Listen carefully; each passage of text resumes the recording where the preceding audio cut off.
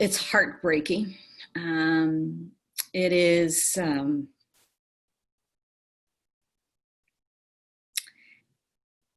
give me a minute. It's outrageous in the worst sense of the word. And yet what many of us know is this isn't new. This has been happening for a while. And yet, because now we've got cameras on our phones and everywhere, people are becoming so much more aware. And as a church, I think that the most important thing we can do always, of course, is to pray.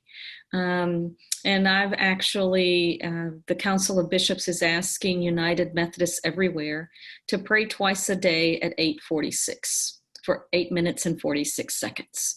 That is the amount of time that the police officer's knee was on George Floyd's neck.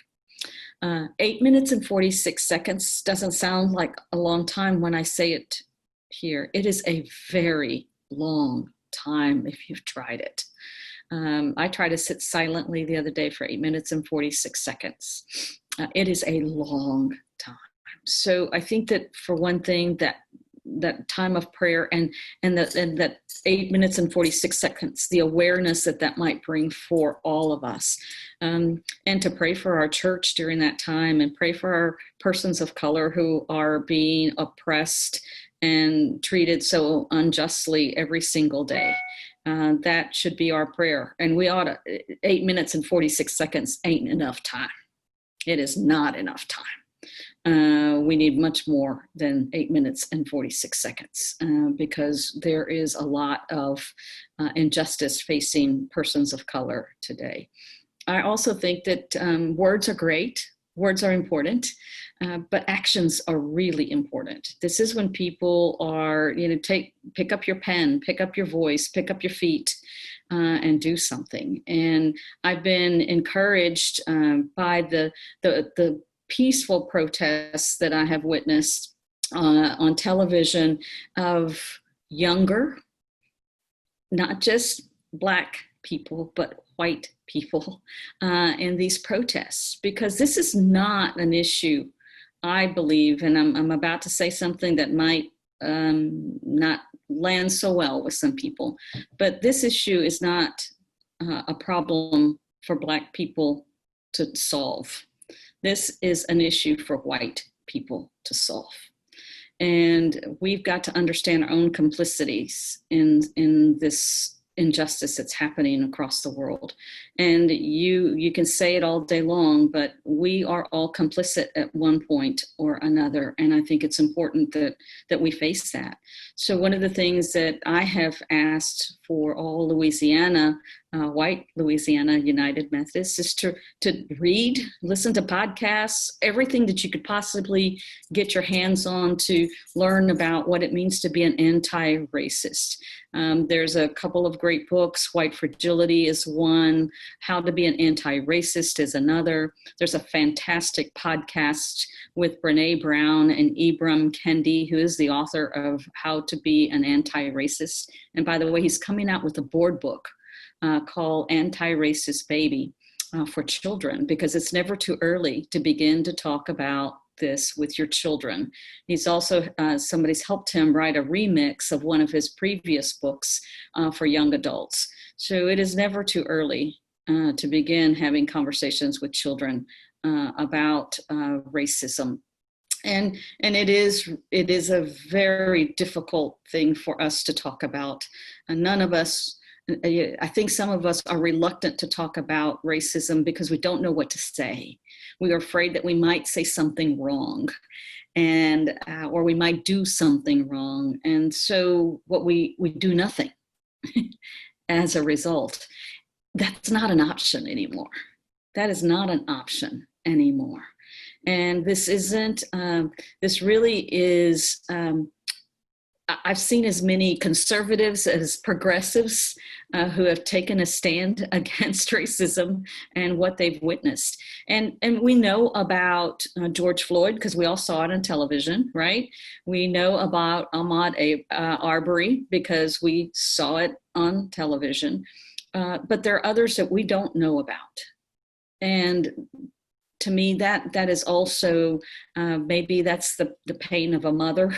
As I heard George Floyd call out for his mama, that just I can't imagine. And to have a 26-year-old young Black man chased down the streets of Brunswick, Georgia, when I have a 29-year-old daughter, and she is a person of color. But these are all moments where I believe the church needs to bring some understanding of what it means to love neighbor once again, in every sense of that word. And even when we don't know what to say or what to do, to be present, sometimes that's all that requires. Even just to reach out and say, I love you. Even to just say, I don't understand. Can you help me? Can you have a conversation with me, because I don't get it. I don't understand. Is there someone that you can reach out to and have that kind of conversation with? And those are hard conversations and most of us don't want to have. But I believe we're at a point where we don't have a choice. And as Louisiana United Methodists, we're going to have some of those opportunities. We're working on some things now to have some of those hard conversations with one another, and to really begin to listen to one another in ways like we've never before, that we might be able to understand one another better. And everybody's got a story. And so hear one another's story about what this is like. There is no way I know what it's like to be Ahmaud Arbery's mother. I don't. But I also, had enough conversations with my friends who have Black sons that are 26 years old, who fear every single day for their children's lives. So I think that we as a faith community, by our baptismal vows, we have got to resist evil and injustice in every form and shape that it takes. That's our role. That's our responsibility as baptized Christians and as United Methodists. So United Methodists stand against racism. The visual for that is really pretty amazing, because United Against Racism is what you see firsthand, which is really, I think, the message that we need to receive and to send out to the world. And it'll be a concerted effort. It'll be in concert. We'll be in concert with one another, with churches, with boards and agencies. But right now, today, I'm going to ask everybody to set their alarms for 8:46.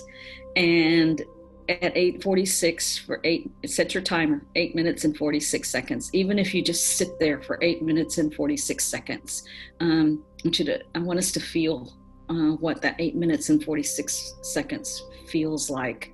It feels like an eternity is what it feels like.